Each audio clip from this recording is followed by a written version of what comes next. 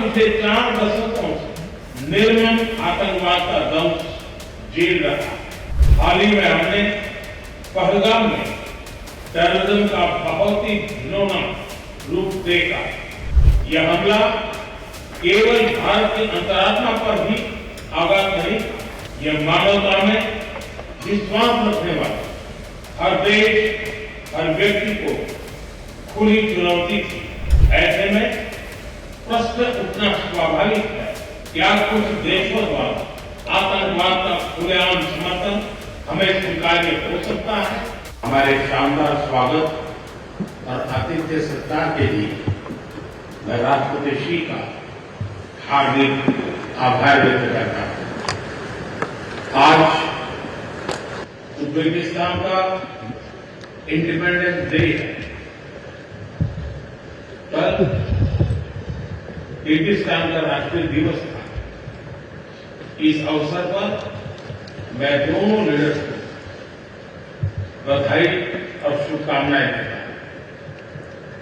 Excellency, पिछले 24 वर्षों में एससीओ का पूरे यूरेशिया क्षेत्र की एक्सटेंडेड फैमिली को जोड़ने में बहुत महत्वपूर्ण योगदान रहा। भारत ने एक सक्रिय सदस्य के रूप में हमेशा कंस्ट्रक्टिव और सकारात्मक भूमिका निभाई है। एससीओ को लेकर भारत की सोच और नीति 3 मुख्य स्तंभों पर आधारित है। एससीओ, एस सिक्योरिटी, सी कनेक्टिविटी, ओ अपॉर्चुनिटी। पहले स्तंभ एस यानी सिक्योरिटी के संदर्भ में मैं कहना चाहता हूं कि सुरक्षा, शांति और स्थिरता किसी भी देश के विकास का आधार है। किंतु इस मार्ग में आतंकवाद, अलगाववाद और अतिवाद बड़ी चुनौतियां हैं। आतंकवाद सिर्फ किसी देश की सुरक्षा ही नहीं, बल्कि पूरी मानवता के लिए एक साझा चुनौती है। कोई देश, कोई समाज, कोई नागरिक अपने आप को इससे सुरक्षित नहीं समझ सकता। इसलिए आतंकवाद से लड़ाई में भारत ने एकजुटता पर बल दिया।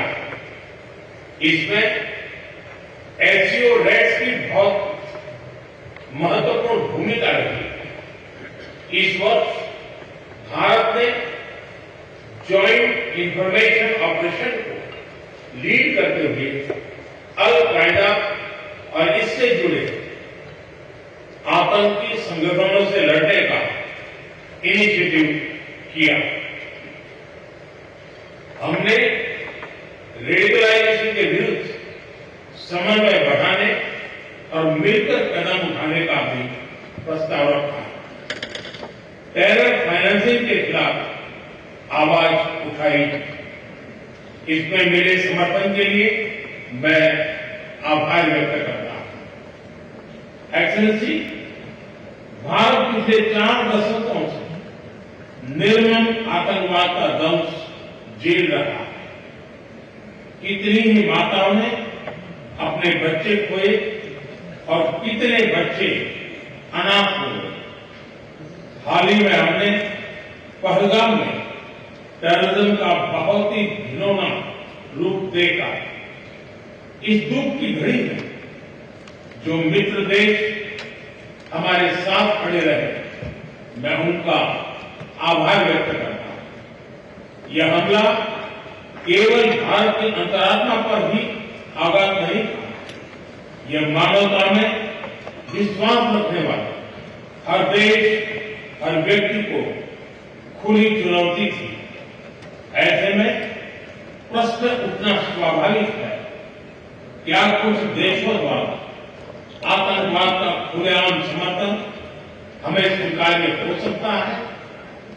एक्सेलेंसी, हमें स्पष्ट रूप से और एक स्वर में कहना होगा कि आतंकवाद पर कोई भी डबल स्टैंडर्ड स्वीकार्य नहीं होंगे। हमें मिलकर आतंकवाद का हर रंग में, हर रूप में विरोध करना होगा। ये मानवता के प्रति हमारा दायित्व है। एक्सेलेंसी, अब मैं दूसरे स्तंभ सी यानी कनेक्टिविटी पर अपने विचार रखना चाहूंगा।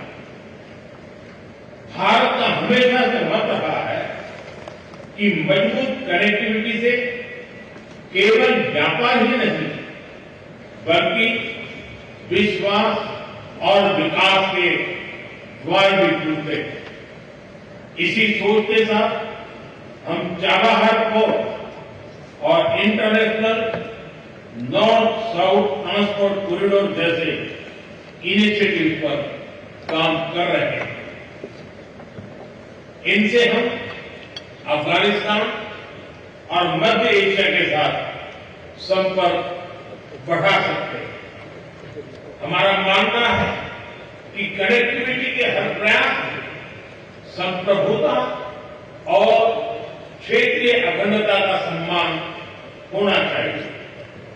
यही एससीओ चार्टर के मूल सिद्धांतों में भी विदित है।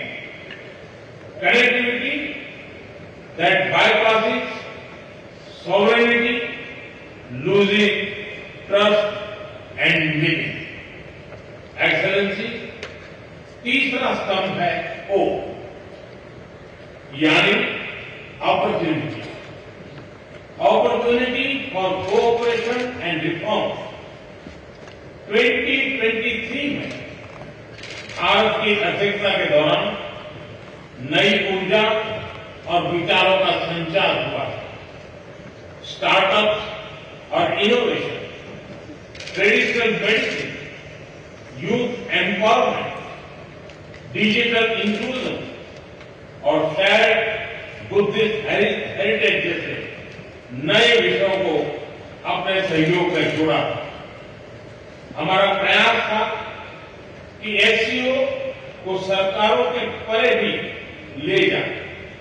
सामान्य मानवी, यंग साइंटिस्ट, स्कॉलर्स और स्टार्टअप को भी आपस में जोड़े।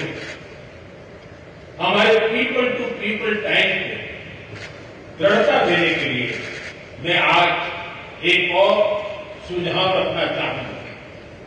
एससीओ के अंतर्गत एक सिविलाइजेशन डायलॉग फोरम बनाया है। इससे हम अपनी प्राचीन सभ्यताओं, कला, साहित्य और परंपराओं को वैश्विक मंच पर साझा कर सकते हैं।